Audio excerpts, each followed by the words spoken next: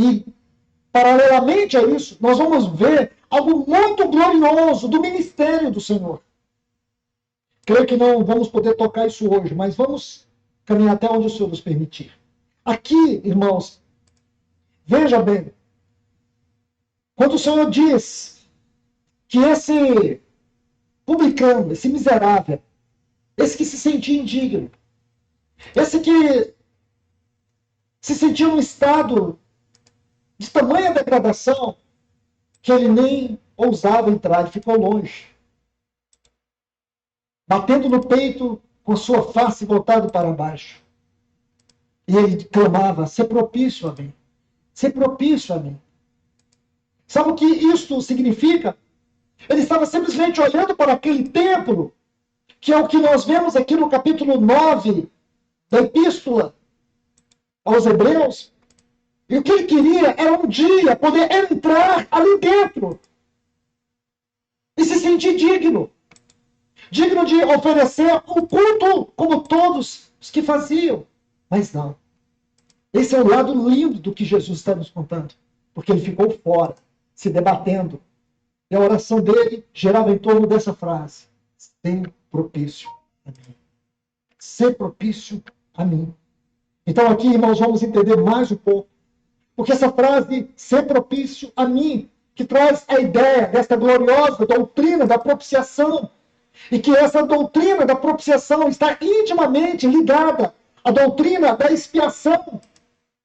E nós sabemos que a palavra propiciação, hiraskomai, traz a ideia de aplacar a ira. Aplacar a ira. Então, irmãos, aí vem uma pergunta simples dentro disso, dentro desse contexto que nós precisamos fazer. Por que a propiciação foi necessária? Está óbvio. O que eu disse até aqui já deixa claro. Porque a ira santa de Deus estava voltada contra o pecado e todas as suas consequências na vida do homem. Eu tenho repetido isso em várias oportunidades aqui. Nós éramos pecadores condenados. Nós éramos os filhos da ira. Mas quando ele fala éramos, ele está falando com um grupo, com a assembleia dele, onde ele está partindo do princípio que todos nasceram de novo, todos tiveram o Espírito vivificado. É uma forma de falar. Mas o que eu quero dizer é que se a assembleia dele, todos lá nasceram de novo e têm Espírito vivificado, glória a Deus. Mas nós aqui não estamos falando com pessoas que nasceram de novo. Nós também estamos falando de pessoas que não nasceram de novo. Pessoas ímpias e pessoas religiosas. Ele fala com uma assembleia onde ele ministra como pastor, preletor. Eu não sou nem pastor, nem preletor, nem padre. E eu estou ministrando com pessoas de todas as categorias, vamos dizer, espirituais ou não espirituais. Mas o que nós estamos fazendo aqui é treinando a vida espiritual. E o que nós desejamos é que as pessoas aqui venham a nascer de novo, se não nasceram ainda, que venham ter espírito vivificado e que venham desenvolver aqui na academia conosco, e não só aqui, né, mas o tempo todo com o Espírito Santo, agora que já está com o Espírito Santo habitando o coração, a vida espiritual. Nós estamos aqui treinando a vida espiritual. E não dá para treinar a vida espiritual se nós não nascermos de novo, espiritualmente, ou termos o Espírito vivificado. Espero ter esclarecido, mas aí no chat eu estou colocando também, além da descrição do vídeo, o nosso grupo do WhatsApp, a partir do qual você pode estar agendando com a gente workshop gratuito, tudo que nós falamos aqui na academia. Vamos continuar. Nós somos destinados, condenados ao inferno. É isso que você tem que entender.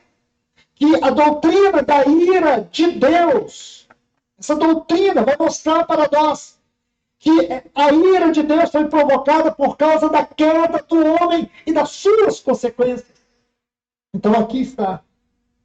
Nós e ninguém poderia impedir que a ira de Deus caísse sobre si.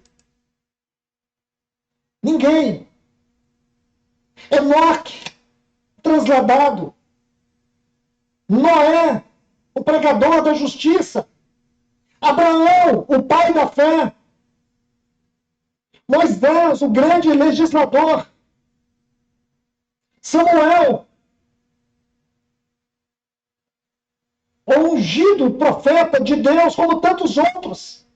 Davi, o homem segundo o coração de Deus. Nenhum desses, nenhum de nós, nem mesmo qualquer dos apóstolos, poderia realizar ou ter uma vida que pudesse impedir, aplacar, remover a ira de Deus sobre suas vidas. Ninguém. É isso que eu e você temos que entender. Que Deus, por nos amar de tal maneira, sem que o merecêssemos, Ele fez por nós o que nós nunca poderíamos fazer. É por isso que essa mesa está diante de nós nesta manhã.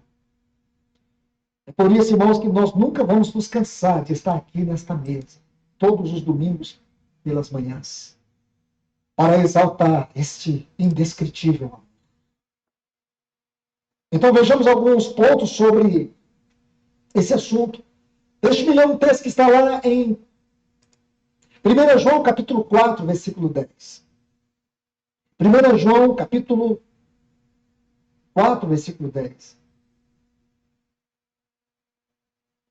Está assim: nisto consiste, olha que texto maravilhoso, 1 João capítulo 4, versículo 10. Nisso consiste o amor, não em que nós tenhamos amado a Deus, mas que Ele nos amou. Agora ele vai definir o amor. Ele nos amou e enviou o seu Filho como propiciação. Aqui está, não a palavra riascomai, mas aqui está a palavra ilasmos, que é a raiz de ilascomai, ou riascomai, que é fazer a reconciliação. Aqui é reconciliação pelos... Senhores, primeiro note que ele lê a Bíblia, interpreta a Bíblia com a própria Bíblia. Segundo, que os preletores que nós temos aqui no nosso canal, eles não têm denominação religiosa. Eles não são religiosos. E eles dizem isso. Essa explicação dele com relação a esse propício é o título aqui dessa conferência, digamos assim, dele. Ó Deus, se propício. Seja propício a mim.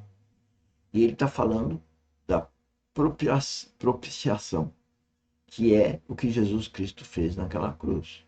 Ele está explicando onde na Bíblia existem textos que dizem que Jesus Cristo se deu para nos salvar.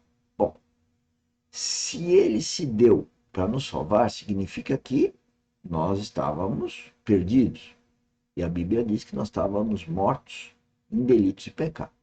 Olha, se ele veio para nos salvar, então, dessa morte, essa morte é a morte espiritual. Quando nós nascemos da barriga da nossa mãe, a gente nasce morto espiritualmente. Se nós não nascermos de novo com Cristo, porque Cristo morreu, ele morreu para a carne e nasceu com um corpo glorificado. Ele continua vivo. Ele se distanciou um pouco do Pai, foi até o inferno, vitorioso no inferno, tirou a chave, como diz, do inferno da mão do Satanás e ressuscitou. Então, espiritualmente, nós temos que morrer para o mundo, nós temos que ser como o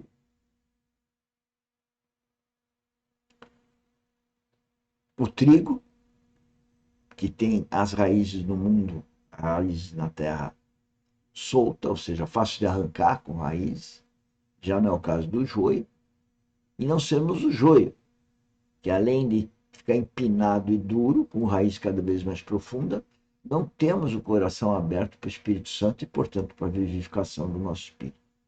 É isso que é o nosso recado, que nós vamos repetir a vida toda.